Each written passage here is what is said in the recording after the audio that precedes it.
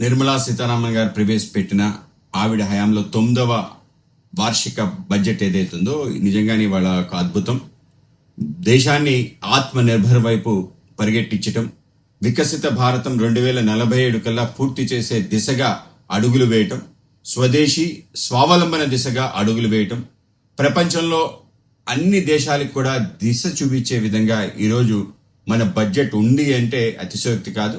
ప్రధానమంత్రి నరేంద్ర మోడీ గారి ఏదైతే ఆలోచనలు ఉన్నాయో వాటన్నిటినీ సమీకృతం చేసి ఇవాళ ఒక అద్భుతమైన బడ్జెట్ని దేశం ముందు పెట్టడం జరిగింది.